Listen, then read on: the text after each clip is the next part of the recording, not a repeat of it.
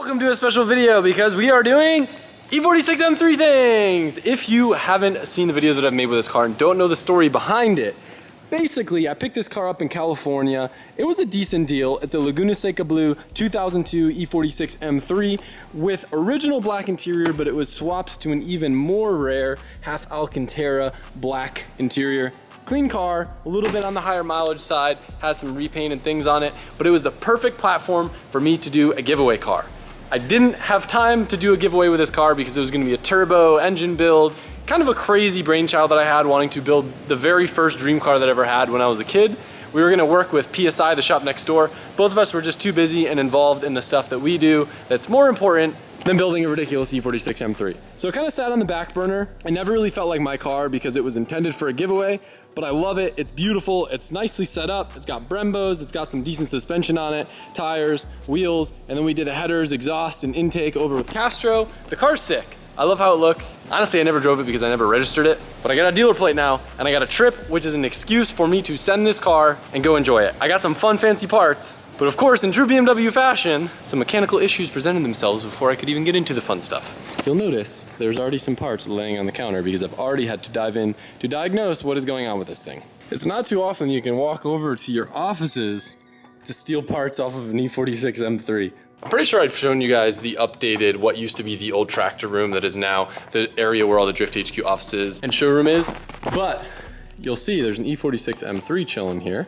This is the silver car that we drove before that is a rental, just got the fresh new wrap, and it looks beautiful. But we got a steel coil pack from it. It feels so wrong working on a car in an office. Oh, I forgot this thing had one of those.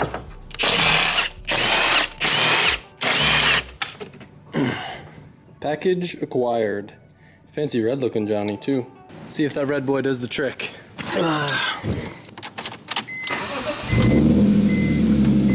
Purring like a baby now. What's that oil light? Go away.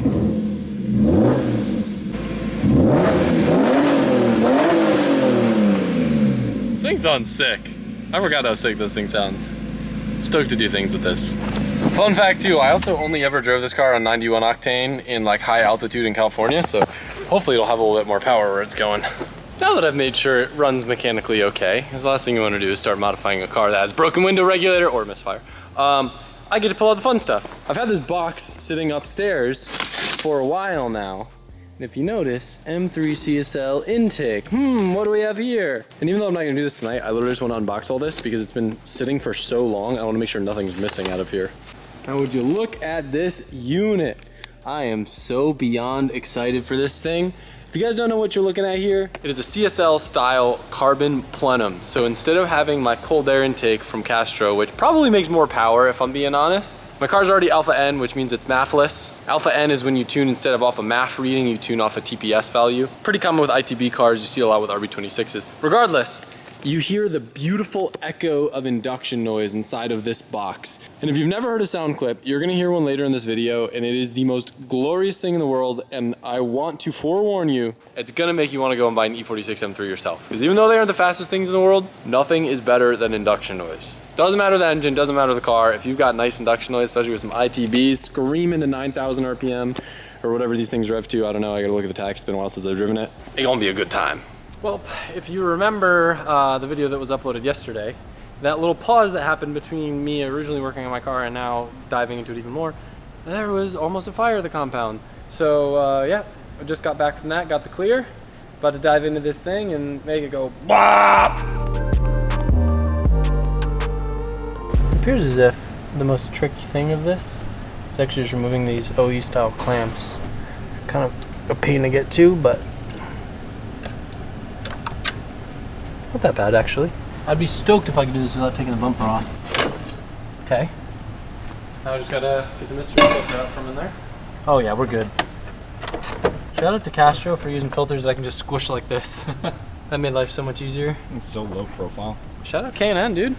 Perfect filter for the job. Bendy tips are your best friend on this job. Ha!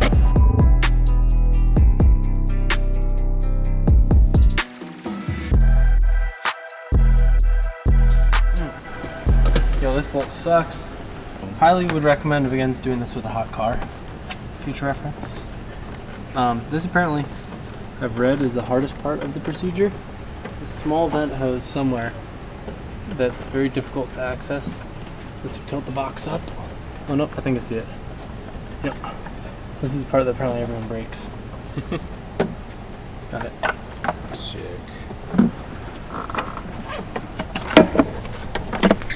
You. Alright. 1, 2, 3, 4, 5.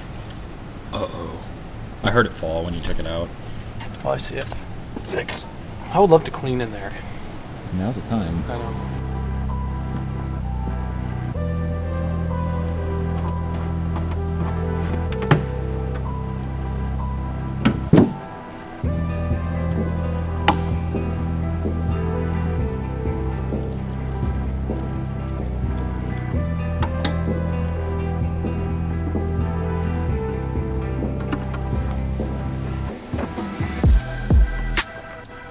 I'm almost done. I got the dipstick fighting me, so I'm trying to figure out how I can bend it enough out of the way.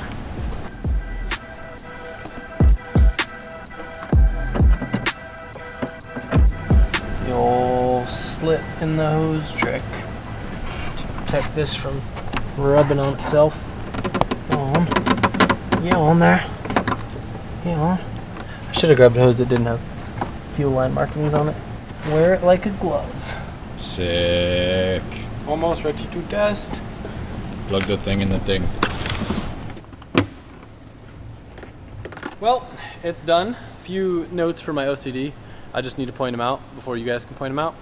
The IAT sensor, the car obviously needs to get converted to IAT when you do the plenum. It's not an ideal location. That's just where it was for the old intake. I'm gonna leave it for now, but I might move it in the future. And then also, these clamps weren't the correct clamps. And they kind of bother me. I hate having this much excess, and like some of them are oriented different ways so they won't interfere with things. And then also I didn't have the right CSL hose for this. So I feel like is it this degrading? No? Maybe it's not.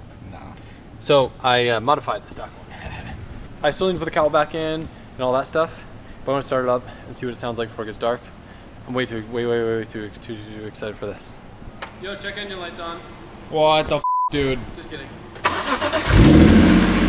Yo, it sounds sick. Listen to all that suck. I'm gonna warm up for a second. She's got some suck. I don't know what's supposed to go in that hole in the front. Maybe nothing. I don't know. No, definitely something.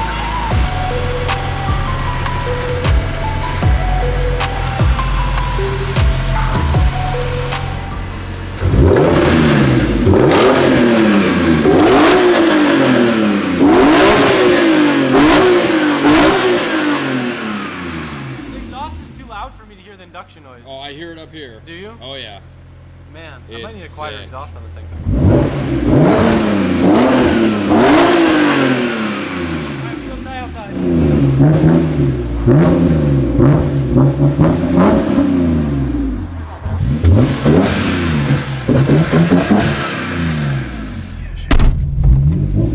Let's roll the windows up so we can't hear the exhaust. How funny is that? Yeah, that's pretty funny, dude. Oh yeah. That's all for my engine. Down. This thing is gonna be fun. Yeah. Once I put some. So the next project is tomorrow morning. I'm going to drop this thing off at PSI, and they're gonna do an oil change out. Not that I can't do oil change on the car. I shouldn't even say it in the video. They're gonna swap the springs and realign it. It's got way too much camber in the rear, and we've got a limited amount of time to do it. And they're gonna help me out because they're BMW people. Ready? Here's what it sounds like. Yes. Dude, it does sound really good. This is very nice. Very nice.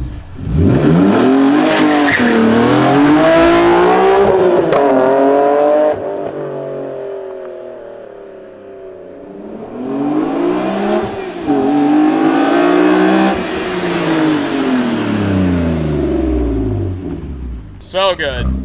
You're supposed to say glorious. It's really good. Did it sound good when I was coming at you? Yeah. That's usually when it sounds the best in a car.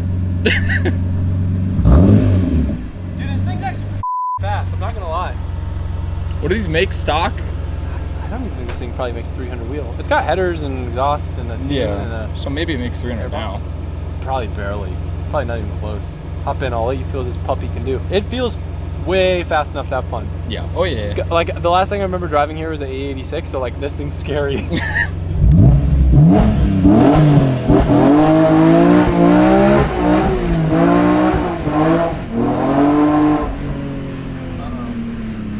thing was spinning the entire time. I hope that wasn't my clutch. Oh. I mean, it kind of felt like tire spin. That would be weird for it to have that much power. Yeah. Let's make sure it's not my clutch. I'd be really bummed if I needed to do a clutch on this. Yeah.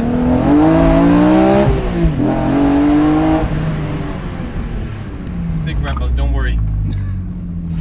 Brakes are good. Big Brembos. Big Brembo. It sounds so sick. Yeah, dude. My just got 4 inches bigger. So it's 4 inches? Oh yeah, I smell clutch, dude. I did just slip my clutch that whole time. Really? Remember not to drive this thing like I drive other cars, is what I'm gonna tell myself. I think it'll be fine, it'll cool off. Yeah. I think I just did a pretty big clutch slip on that burnout. Jordan Arcade Tunes, bringing a car for you to do a clutch in. We'll see tomorrow. I'll beat the out of it and see if it slips then. That'd be such a buzzkill. Oh well. Alright. Well, actually, we probably got clutches in stock at Drift HQ. I could probably do that, but alas, I digress. I'm gonna go drive this car off to get in alignment, make my fitment actually functional, put some better springs in the car because it's way too stiff and stance by right now, and make it drive better. I don't think I said where I'm sending this car yet. If I did, Mike, make sure you bleep it out because it's gonna remain a secret. Okay. But it's gonna be a good time. I said thanks for watching, but Mike cut the clip, so nah.